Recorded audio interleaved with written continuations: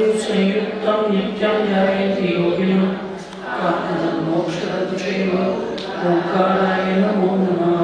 हरिहरशब्दब्रह्म प्रक्षालितसकलो कलंका मुनिभिरूपासीतीर्था सरस्वती अवतुनोतु अज्ञानतिमिराञ्जनं ज्ञानाञ्जनशलाकया चक्षुरुन्मीलितं तस्मै श्रीगुरुवे नमः। श्री परमगुरुभ्यो नमः। परमपराचार्यगुरुभ्यो नमः।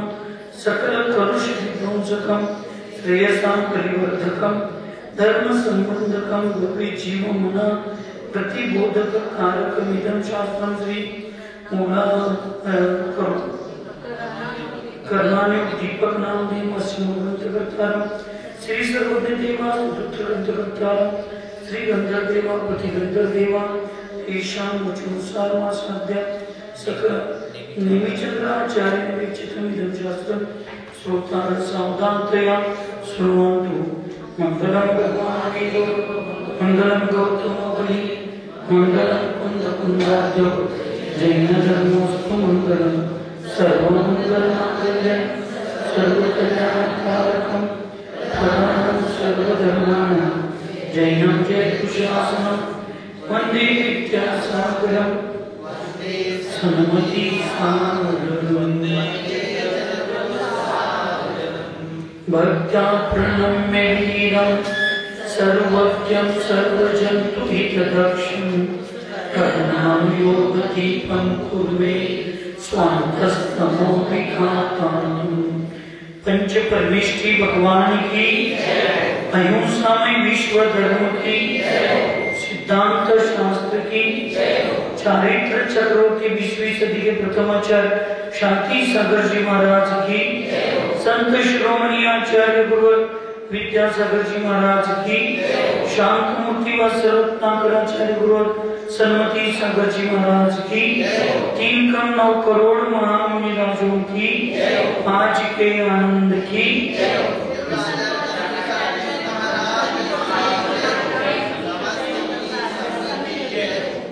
आचार्य भगवंत नेमिचंद महास्वामी 14 पुरस्कारांचं वर्णन करत असताना काल आपण बघितलो की प्रमत्त आणि अप्रमत्त अवस्था।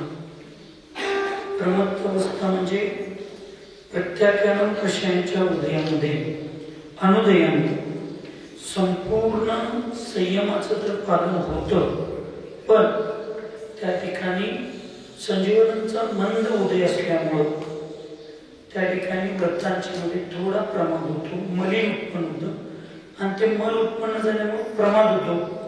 अशा अवस्थेमध्ये प्रमाद सहित व्रतांचं पालन करणं त्याला म्हणायचं प्रमत्त विरत। आणि पुढे सांगितलं अप्रमत्त विरत।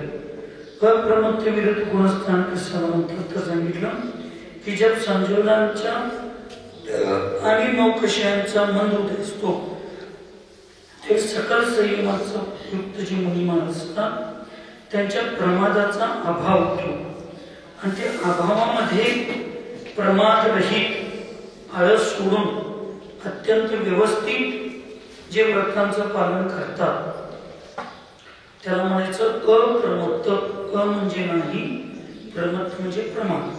प्रमादानं रहित अशा मुनिव्रतांचं पालन करणं त्याला अप्रमत्त गुणस्थान असं म्हणतात। पुढे सांगितलं अप्रमत्त गुणस्थान के कितने भेद है। अप्रमत्त विरत गुणस्थान के 2 भेद है।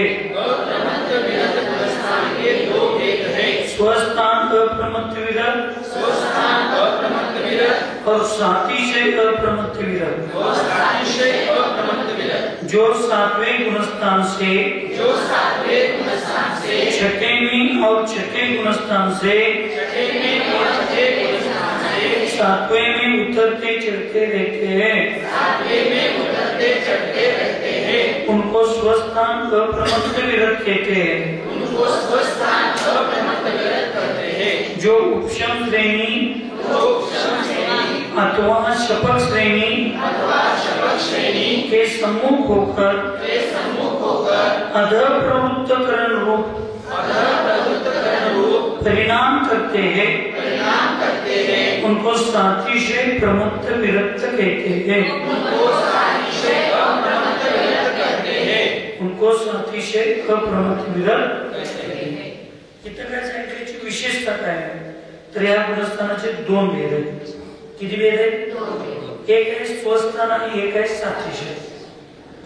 स्वस्थान प्रमत्त विरक्त कशाला म्हणायचं तर जे सा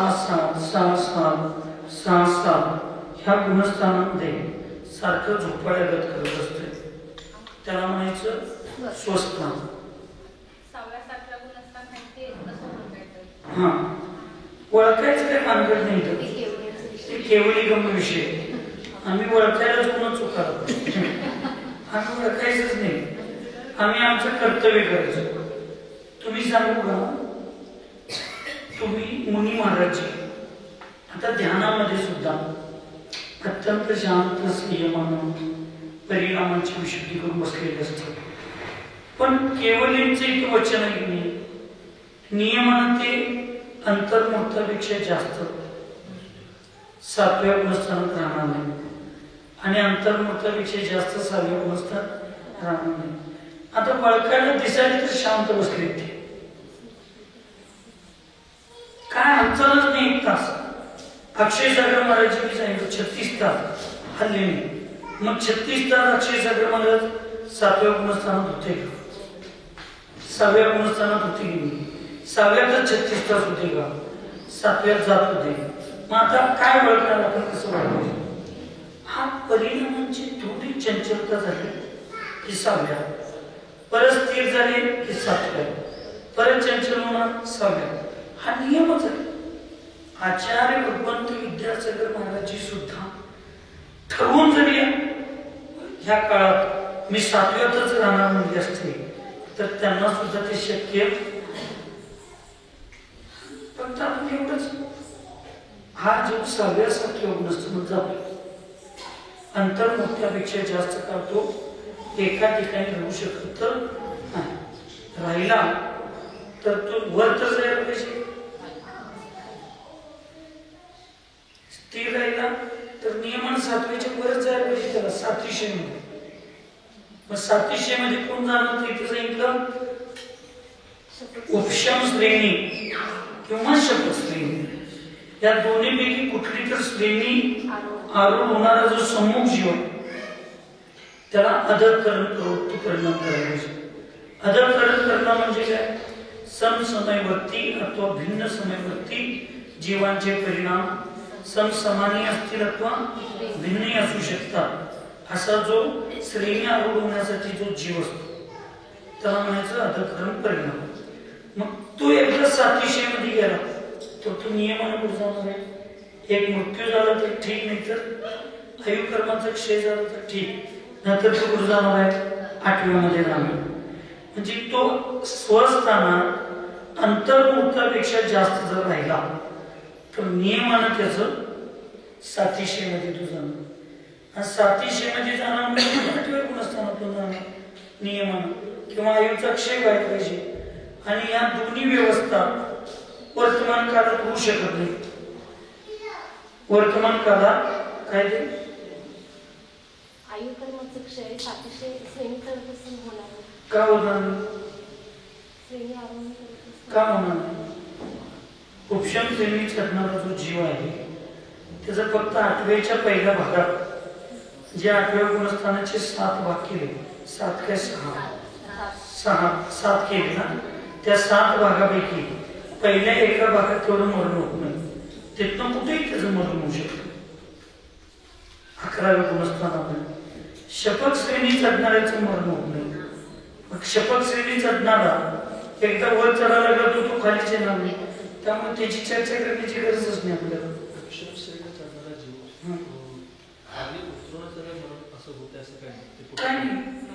तेव्हा 11व्या गुणस्थानापासून चढताना फक्त 8व्याचा पहिला भाग सोडला तर कुठेही होऊ शकतो 11व्यापर्यंत पहिला भाग सोडला तर उतरताना पण होऊ शकते।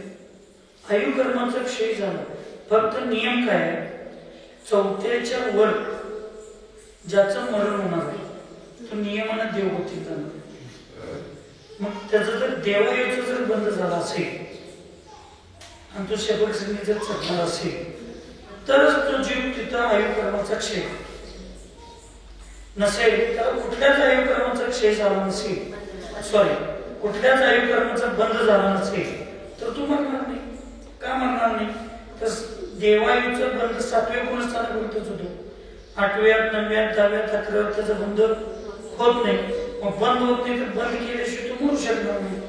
मग श्रेणी चढत असताना कुठला जीव श्रेणी चढतो? एक तर ज्याला देवायुचा बंद झालाय तोच दीक्षा घेतो, दुसरा कुठलाही जीव घेत नाही. नियमच लक्षात ठेवायचा. एक तर कुठल्याच आयुचा बंद झाला नाही, एक तर कुठल्याच आयुचा बंद झाला नाही अशी मुनी महाराज तर श्रेणी चढणार. ही सगळी चतुर्कालात व्यवस्था आहे, पंचमकालातली नाही.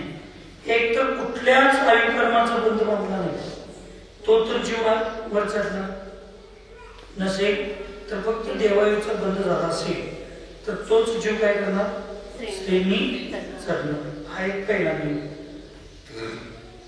कुठल्याच आयुकर्माचा जर जीव बांधला नसेल तर तो परत खाली 7व्या येऊपर्यंत तो मरणारच नाही, कारण त्याला कुठलीच आयु बांधला नाही. आणि वर आयु बांधून लगेच मारायचं म्हटलं तर शक्य नाही, कारण 7व्याच्या वर आयु बांधू शकत नाही. आणि आयु बांधतांचे परिणाम, आयु बांधतांची लेशा, आयु बांधताना एक विशिष्ट अवस्था असते. ती अवस्था म्हणून प्रथमोपशम अवस्थेमध्ये सुद्धा जीवाला कुठल्या आयुचा बंध होत म्हणून तिथं मरण म्हणून नाही.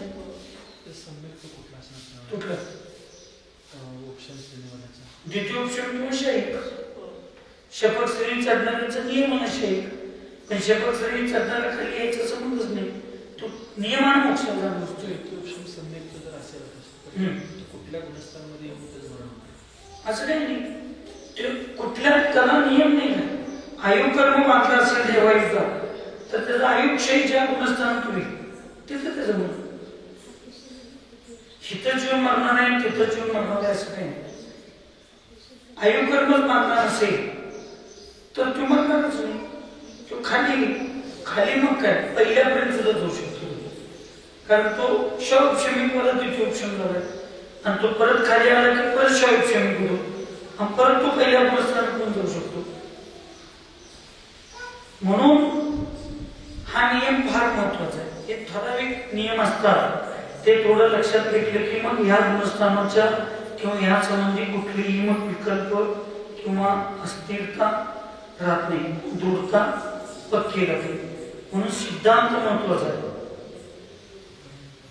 तत्व महत्वाचं नाही, तत्वार्थ महत्वाचा आहे. म्हणून जैन धर्मात तत्वावर श्रद्धा असणारा जीव समीदृष्टी म्हटलं, तत्वार्थावर त्याच्या अर्थावर असणारा. त्यामुळे गुणस्थान माहीत असणं महत्वाचं नाही, गुणस्थानाची व्यवस्था माहीत असणं फार महत्वाचं आहे.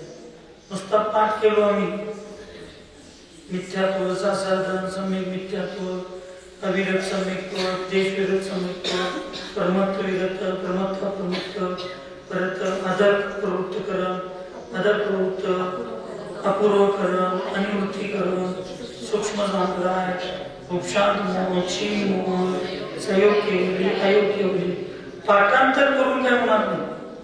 त्या पाठांतराबरोबर त्या प्रत्येक गुणस्थानाची व्यवस्था आम्हाला लक्षात आली. आणि व्यवस्था जोपर्यंत लक्षात येत नाही तोपर्यंत मग आम्हाला तिथला सिद्धांत लक्षात येणार. म्हणून इथं आचार्यांनी सांगितलं, काय सांगितलं की या ठिकाणी दोन अवस्था आहेत, एक स्वस्थान एक साधिष्ठान.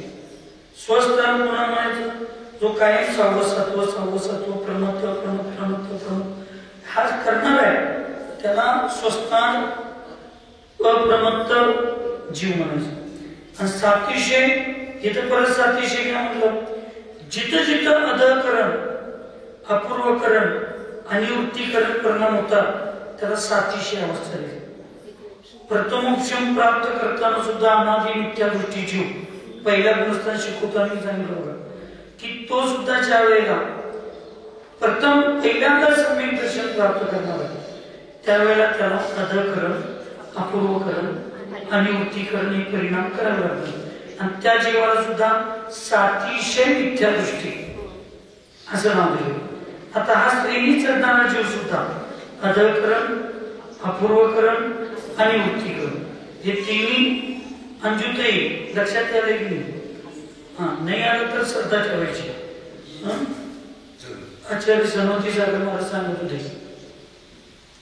जेवढं कळतंय तेवढं कळवून घ्यायचं, जे कळत नाही ते चुकीचं आहे म्हणायचं नाही, त्याच्यावर काय करायचं? आनंद आनंद कचून जाणं गुरुजी वाक्य प्रमाण एवढं म्हणायचं आणि पुढे जायचं. तुम्हाला लक्षात जरी नाही आलं तरी तुम्ही सम्यक दृष्टी, पण लक्षात आला नाही म्हणून तुम्ही श्रद्धा चुकीची केला, गैरविश्वास केला तर आम्ही मिथ्या. सगळे शास्त्र सगळ्यांनाच लक्षात राहतं.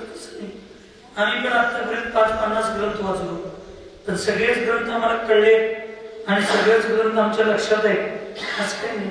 पण आमची श्रद्धा एवढी मुख्य आहे, ते आचार्याने लिहिले ते बरोबर. त्यात आम्ही शंका घेणार नाही. मग ते 17व्या शतकात होतं, 16व्या शतकात होतं, ते 12व्या शतकात होतं, ते असलं ते आम्ही म्हणत बसणार नाही. बरोबर आहे का शास्त्री? बरोबर आहे ना? त्यामुळे पूज्यपाद आचार्यांनी सर्वार्थ सिद्धी ग्रंथ लिहिला, टीका लिहिली, पूज्यपाद आचार्यांनी इष्टोपदेश लिहिला, पूज्यपाद आचार्यांनी समाधी तंत्र ग्रंथ लिहिला. हे सगळे ग्रंथ आम्हाला मान्य. हे ग्रंथ शिकवताना सांगायचं पूज्यपाद आचार्यांच्या सारखा सम्यक दृष्टी जीव नाही. जन्मानं ते ब्राह्मण जरी असले तरी आमच्या धर्माचा असा प्रचार केला, हे ते ग्रंथ सांगताना म्हणायचं. आणि पूज्यपाद आचार्यांचं पंचामृतचं पाठ समोर ठेवलं की ते ब्राह्मण होते, त्यामुळे थोडं पूर्वसंस्कार त्यांच्यात होतं, त्यामुळे त्यांनी ती ब्राह्मण संस्कृतीच्या जैनांच्यात घुसवली.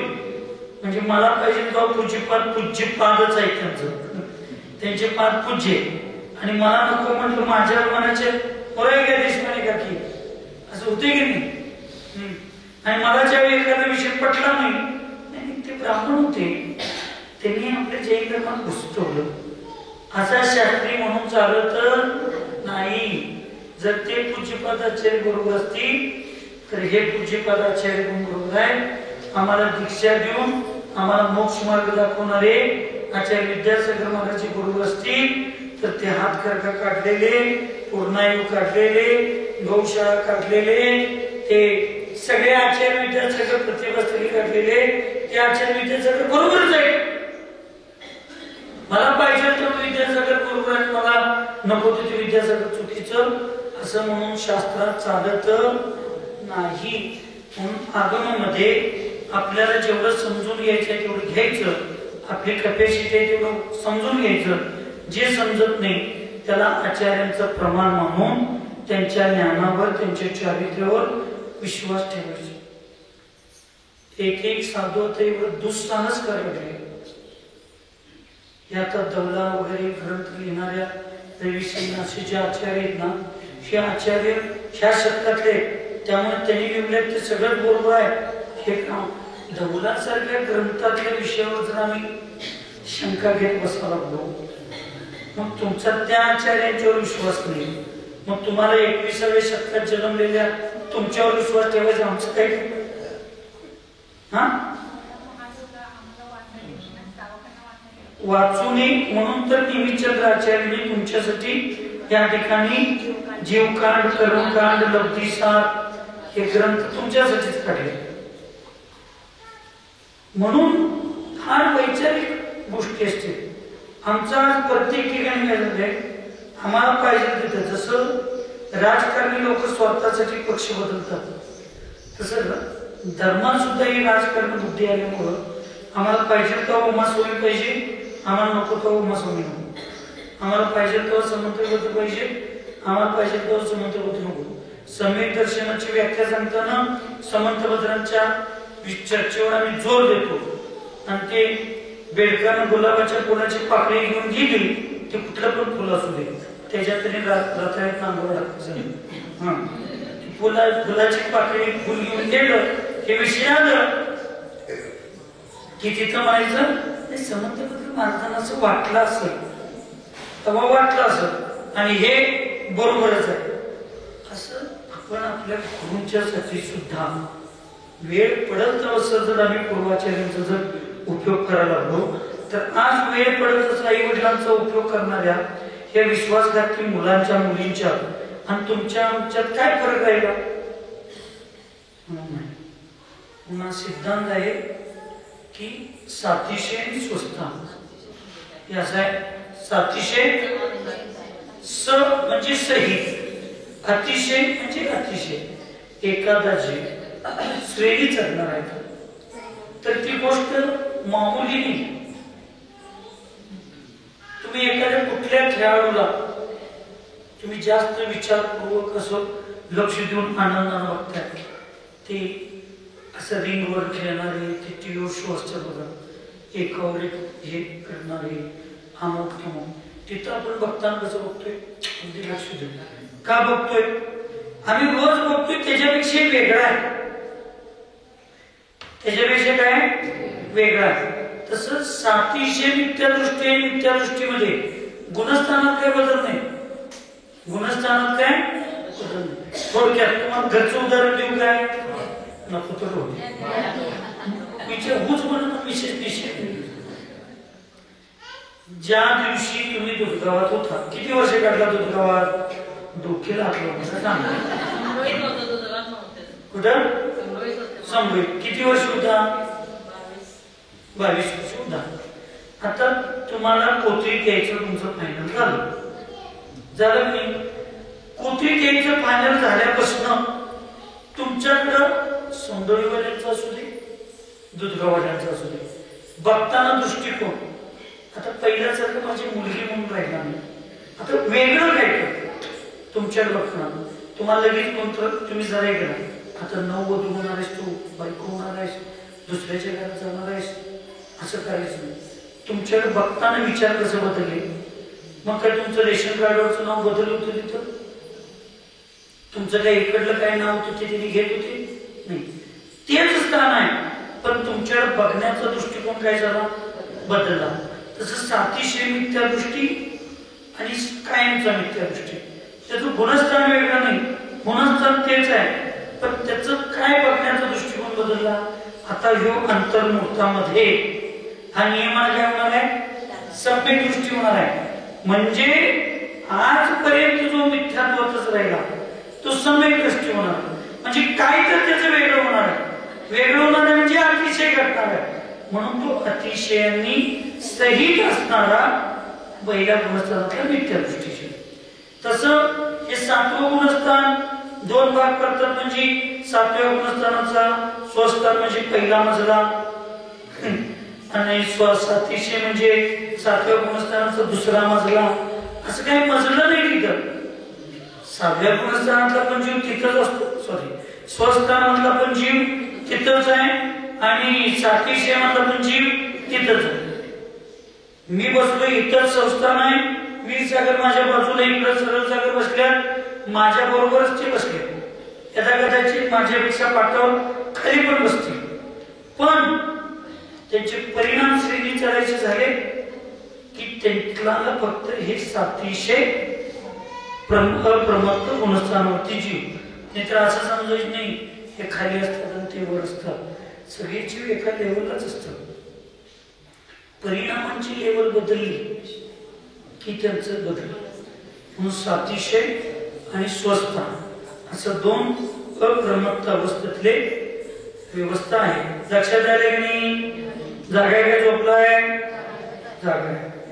अध प्रवृत्त कर्म किसे कहते हैं?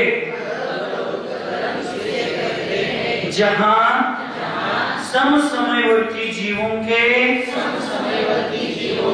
परिणाम भिन्न समयवर्ती जीवों के परिणामों से समान और असमान दोनों प्रकार के होते हैं, उसे अध प्रवृत्त करण कहते हैं। इन अध प्रवृत्त करण परिणामों की अपेक्षा अप्रमत्त विरक्त गुणस्थान का दूसरा नाम अधकरण भी है। ऊपर के और नीचे के परिणामों में अनुकर्षण को दिखाने वाली चष्मेमुळे दिष्ट खालचं वरचं आहे बदललो मी, त्यामुळं असं बघायची पाळी आली। म्हणजे शीतल सगळं असं बघते तसं बघायची पाळी आली। अर्ध नंबर खालचा आहे, अर्ध वरचा आहे, जवळचा दोन्ही पण मिळून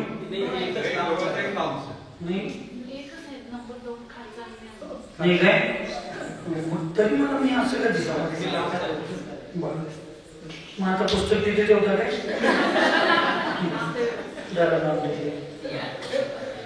ऊपर और नीचे के परिणामों में अनुकर्षण को दिखाने वाली अनुकृष्टि रचना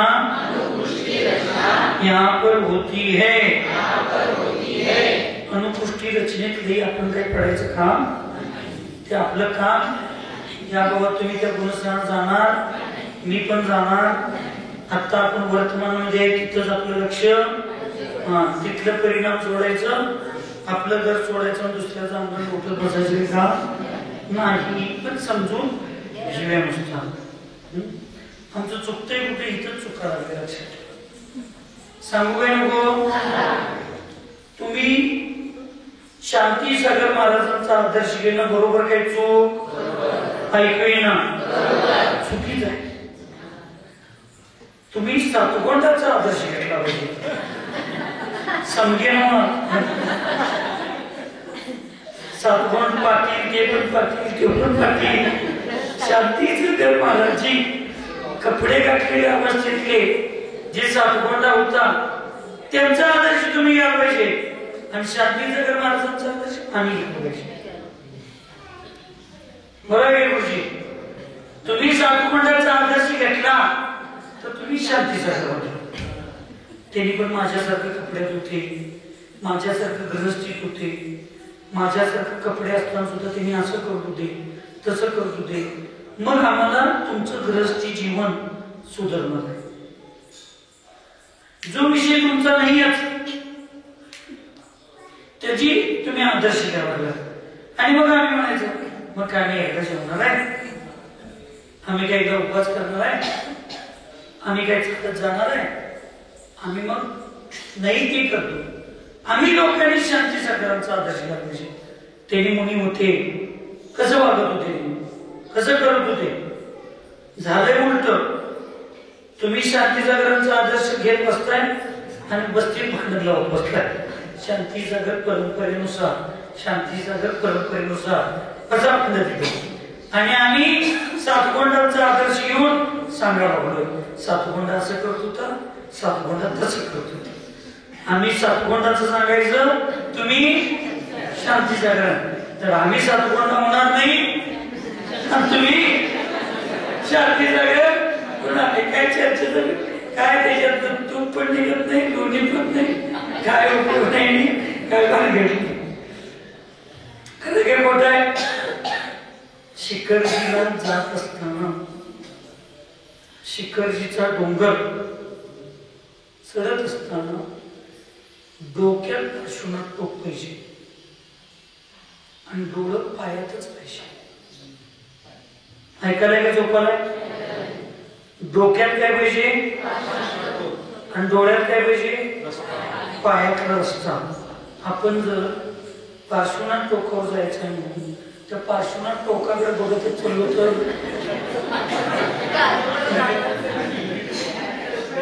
पार्श्वनाथ भगवंतांच्या जवळ जाईल मी एका मिनिटात।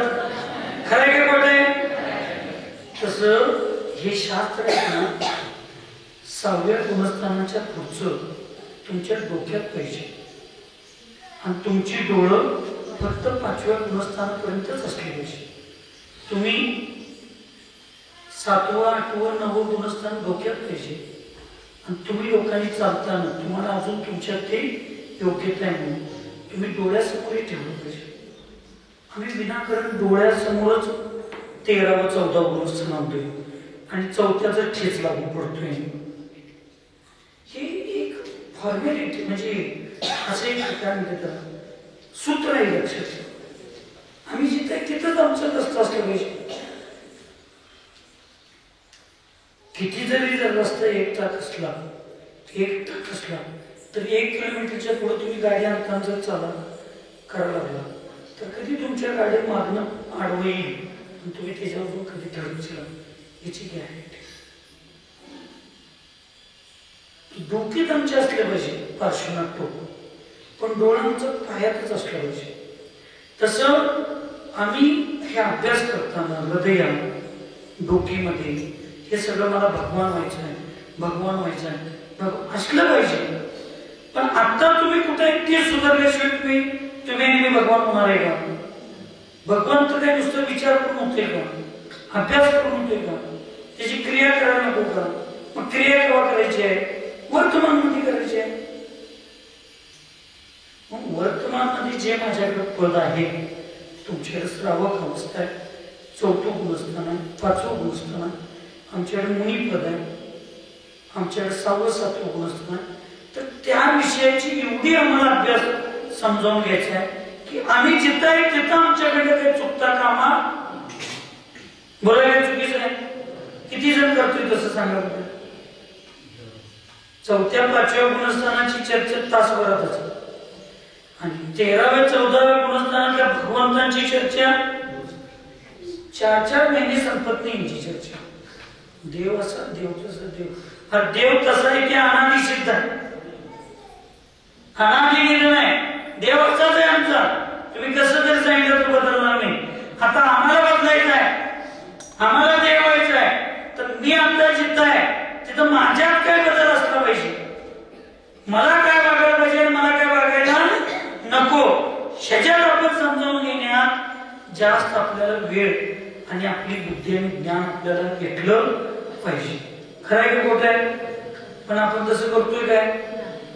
महाराज कसले असतात, महाराजांनी काय केलं पाहिजे, महाराजांनी कसं वागलं पाहिजे, आमच्या पुढं सगळं महाराज महाराज महाराज महाराजांचं इतकं एवढं म्हणून ठेवायचं. पाकिस्तानचा द्वेष करणारा खरा भारतीय नव्ह. ऐकायला का झोपाला? पाकिस्तानींचा द्वेष करणारा खरा हिंदू नव्हे. भारत देशावर आणि हिंदू धर्मावर प्रेम करणारा खरा हिंदू आहे. बरोबर? तसं तुमच्यापेक्षा वरचे बरोबर काय चूक हे शोधायला अभ्यास करणारे हे खरे श्रावक नव्हे, हे खरे ज्ञानी नव्हे. मी जिथं आहे तिथं मी बरोबर काय चूक म्हणून शास्त्री लोक दीक्षा घेत नाही. कारण मी चेष्टा नाही करत. शास्त्री लोक का दीक्षा घेत नाही तर त्यांनी जिथं आहे तिथं सोडल्या 6व्या 7व्या गुणस्थानाचा अभ्यास एवढं केली. हे लई अवघड आहे, हे लई कठीण आहे. ते अभ्यास केले तिथंच बसले, तिथंच बसले. विषय निघला म्हणून मी तुमच्या पुढे सांगतो. मी काय नाव घेत नाही पण तुमचा लय आदर्श आहे की म्हणून सांगतो. एका ठिकाणी आचार्यशींच्याच आशीर्वादानं विद्वान शास्त्री लोक तयार करण्याची एक व्यवस्था आहे. 5-5 वर्ष ठेवून तिथं तरुण मुलांना शास्त्री करतात.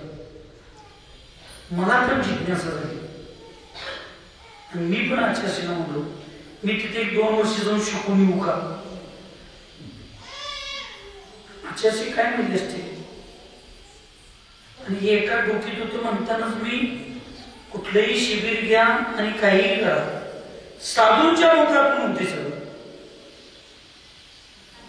पहिले मी लोकांच्या तोंडात म्हणतो. माझा पहिला प्रश्न या गोष्टीला म्हणजे माझा निर्णय पक्का. काही पुस्तकात पण नका शास्त्र आहे ते. घरातलं तुमच्या लोणीची वही ना विश्वाची पोरग्याचं पैसे आले पगार मोजून ठेवले गेलं काय सांगत होतो तेवढे आचार्य मला काय म्हणले आपको शायद दीक्षा लेने की भाव नहीं है, आपको शास्त्री बनकर दुनियादारी करने की भावना बढ़ गई. मैं मतलब नहीं अच्छा से क्यों वहां गए हुए अभी तक किसी ने दीक्षा ली है? वो सिर्फ लोगों को पढ़ा सकते, स्वयं पढ़ नहीं सकते. त्यामुळं मी त्या ठिकाणी लक्षात घेतलो आणि तेच वाक्य घेऊन मी प्रत्येक वेळी एक वाक्य सांगत होतो की आपल्याकडे एवढे चांगले चांगले विद्वान मुनी महाराज आहेत, प्रतिमाधारी लोक आहेत, चांगले चांगले लोक आहेत. ह्या लोकांच्या ज्यांनी आचरणात आणले रात्री जेवण हे किती पाप आहे हे पटवून सांगण्यापेक्षा ज्यांनी सिद्ध करून दाखवलंय ह्या लोकांच्या तोंडात रात्री भोजन त्यागाचं ऐकायला पण समाधान वाटते. कंदमुळाचा ज्यांचा त्याग आहे त्या लोकांच्या मुखातून कंदमुळाविषयी चर्चा केलेली ऐकलेली बरी वाटते. ज्यांचा त्यागच नाही ती लोक कंदमुळाचं किती जरी विश्लेषण सांगितलं तर काय. आम्हाला सांगायचं बटाट्यामध्ये सुई घुसवली तर त्याच्या टोकावरच्या रसाच्या थेंबामध्ये जेवढे जीव असतात ते जीव जर कबुतराचे आकार घेतले तर आकाशात मावणार नाही एवढी जीव. हे मी तुम्हाला पटवून सांगणार आणि मीच संध्याकाळी जाऊन कांदा लसूण बटाटा खायला मग ते नुसता प्रदर्शनाचं होईल व्यवस्था तो कार्यक्रम आत्मदर्शनाचं होणार नाही. ती लोक स्थिर सुद्धा राहणार नाही शिकले. का स्थिर राहणार नाही? शिकवणारे स्थिर नाही. बरं आहे शास्त्री तुम्ही बरोबर म्हणला म्हणजे मी 5 झालो कारण तुम्ही लई कमी लोकांना बरोबर म्हणता. हे नको म्हणून शास्त्र समझून घ्यायचं आहे. समवर्ती जीवों के परिणामों में भिन्न समवर्ती जीवों के परिणामों से म्हणजे आता 2 प्रकार समजावून घेण्यासाठी सांगायला. माझी दीक्षा 2008 ला दीक्षा झाली. माझी दीक्षा दिगंबर दीक्षा 2009 साला झाली. वीर सागर महाराजांची दीक्षा 2011 ला झाली. सरल सागर महाराजांची ऐल्या दीक्षा 2016 ला झाली. दिगंबर दीक्षा 2019 ला झाली. बरोबर आहे ना? 19 ला झाली. आणि तिघा आता भिन्न समयवरती. एक माझ्या बरोबरच धवल सागर महाराजांची आणि आमच्या दुधगावचं गाची मस्तक आहे श्रवण सागरांची दीक्षा झाली. आता हे समजावून घेण्यासाठी ती काही एका समयात दीक्षा झाली नाही. सेकंदात असंख्यात समय असतात. आमच्यात तर 1-2 मिनिटाचा फरक होतो. पण एक आपल्याला ठोकळ मनात उदाहरण समजून घेण्यासाठी मग हे समसमयवरती आणि भिन्न समयवरती. पण आमचे तिघांचे परिणाम आता दिसताना तर माझे धवल सागरांचे आणि कोणते श्रवण सागर त्या तिघांचे परिणाम एकसारखे होते का? आमच्या तिघांच्या तर भिन्न आहे.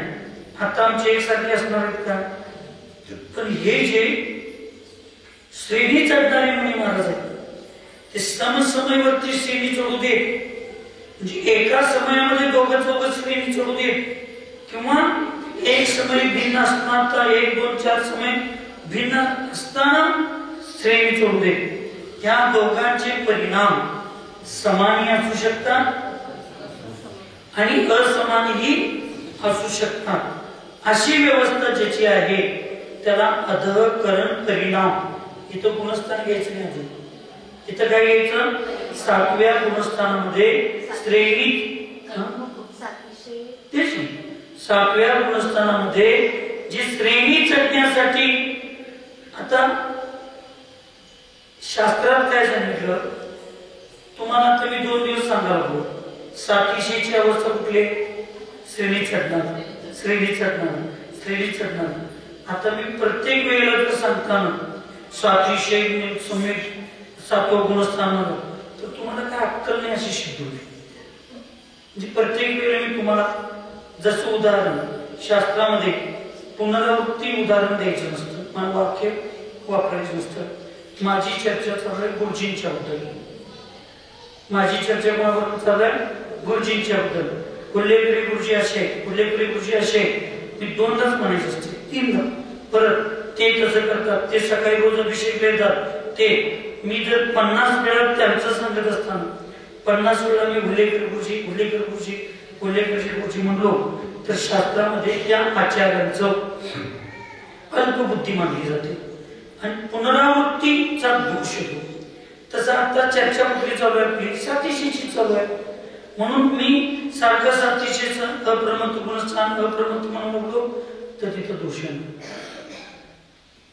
म्हणून इथं ठरवून घ्यायचं. आता ते श्रेणी चढण्यासाठी जो आरूढ होणारा 7व्या गुणस्थानातला जीव आहे तो त्याचं पहिल्यांदा अधःकरण प्रवृत्त परिणाम करणार. ध्रुवकर मॅडम कुठले परिणाम करणार, तो अधःकरण.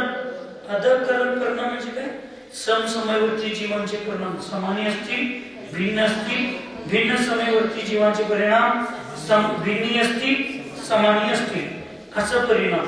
आणि म्हणून काही वेळेला आता या 7व्या गुणस्थानाच्या सातिशय अवस्थेमधल्या जीवांच्या परिणामांच्या अपेक्षेनं अधःकरण गुणस्थान सुद्धा सातिशय अप्रमत्त 7वं गुणस्थान जे आहे त्या गुणस्थानातल्या जीवांना अधः प्रवृत्तकरण गुणस्थानातला जीव असं सुद्धा काही ठिकाणी वाक्य आलेलं आहे. ते तुम्ही शंका घ्यायची नाही. अधःकरण प्रवृत्त गुणस्थान कुठलं आलं, अप्रमत्त नंतर डायरेक्ट अपूर्वकरणच आहे. आणि अधः प्रवृत्त गुणस्थान कुठलं आलं तर काही वेळेला शास्त्रात असं वाक्य असतं की अधः प्रवृत्त गुणस्थानामध्ये जीव श्रेणी चढण्यासाठी आरूढ झालेला असतो असं ज्यावेळी लिहिलेलं असतं त्यावेळी हे गुणस्थान कुठलं नवीन आहे असं म्हणून प्रिंटिंग मिस्टेक बहुतेक झालेला आहे असं म्हणून तिथं खोडून परत आपल्या विचारांचं पेस्टिंग करायचं. याच्यासाठी हे समजावून सांगावं. हा होते ना तसं, म्हणून मी तुमचं नाव घेतलं योग्य वेळ म्हणतात. पंच भावना ते वाचत नाही आणि ते षडाला पेपर आला हे सन्मती म्हणजे ते याला बसले होते परीक्षेला. मी म्हटलं 5 भावना कुठं सम्यक दर्शनामध्ये प्रत्येक व्रतांच्या ज्या 5 भावना, महाव्रताच्या 5 भावना, तत्वार सूत्रामध्ये पंच असं सूत्राच्या शेवटला येते ते. तर या गोष्टी समजावून घेतल्या पाहिजे. ऊपर और नीचे के परिणामों की अनुकर्षण को दिखाने वाली अनुपुष्टि रचना यहाँ पर होती है. इथं देखोनी म्हणजे काय, तुमचा आलेख पेपर असतो की महाराजांनी जी भगवंतांची प्रतिमा काढलेला आहे भूमितीच्या ह्याच्यात असते बहुतेक आलेख पेपर भूमितीमध्ये ना. जर लक्षात येईल कधी क्लासला बसलो नाही तर लक्षात आलं. भूमितीच्या विषयात ते आलेख पेपर असतो की त्याच्यात वर खाली असं दाखवलंय. किंवा तुमचं हे करतात बघा ECG हा ते काय ECG काढतात की नाही, ECG काढतात ते भेग येते तेव्हा असं येते की नाही. त्याला तशी रचना कुठल्या जीवाचे परिणाम कुठं काय म्हणजे असं समसमयवर्ती जीव 4 दाखवतात. समान असतील तर त्यांचे परिणाम असं समान, भिन्न असतील तर पहिल्याचं असं जरा मोठं किंवा खाली असं ते कारोग्राम किंवा ते ECGचं जसं चिठ्ठी त्या तशी ती रचना असते. अनुकृष्टी रचना तिथं म्हणायची त्याला. अपूर्वकरण गुणस्थान किसे कहते हैं, जहां समसमयवर्ती जीवों के परिणाम समान और असमान दोनों प्रकार के और भिन्न समयवर्ती जीवों के परिणाम असमान ही होते हैं, उसे अपूर्वकरण गुणस्थान कहते हैं। इस गुणस्थान में अनुपुष्टि रचना नहीं होती है।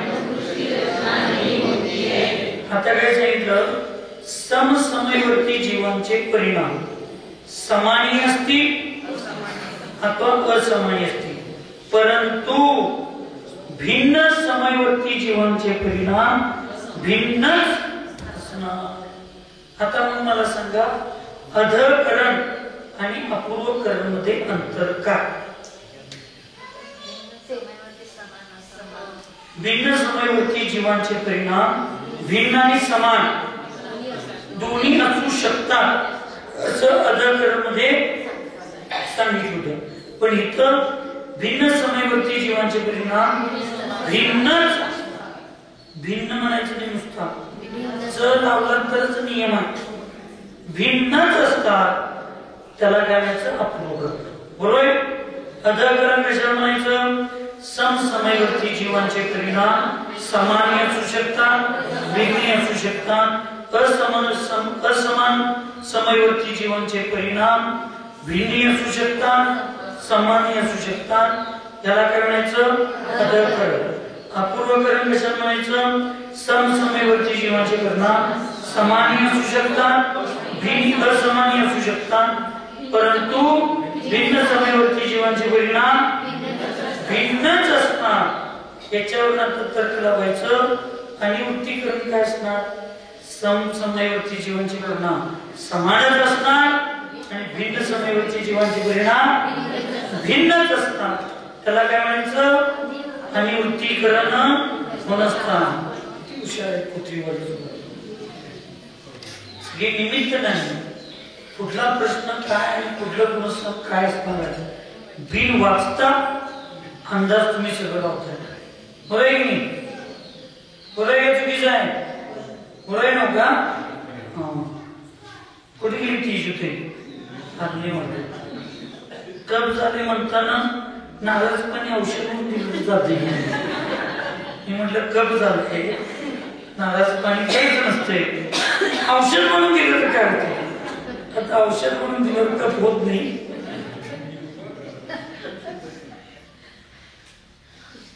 काय सांगायचं आता तुम्हाला? हा समगे लक्षात आलं? अपूर्वकरण गुणस्थान त्याचा भाग आहे, त्याची अनुपुष्टी अवस्था असत नाही। अनुपुष्टि रचना किसे कहते हैं? ऊपर के और नीचे के परिणामों में अनुकर्षण अर्थात सादृश्य दिखाने वाली रचना को अनुपुष्टि रचना कहते हैं।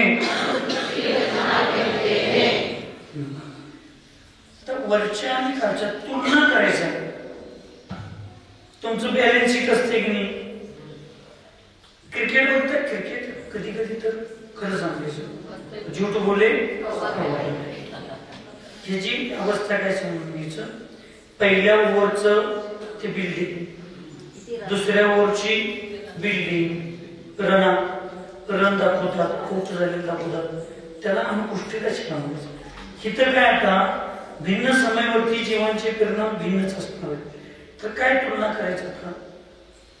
ती एका लेवलनं चाललेली आहे, हे एका लेवलनं चाललेले आहे, म्हणून इथं अनुपुष्टी रचना असणार नाही, हे समजावून घेऊन आपल्याला हे समजावून घ्यायचं। उद्या पूज्य सरळ सागरजी महाराज आणि माताजींना सकाळी घरून जर ठणठणीत केला तर सुतमती माताजी किंवा उद्या स्वभावमती माताजींना एक अर्धा तास वेळ द्या आणि बाकीचा वेळ तुम्ही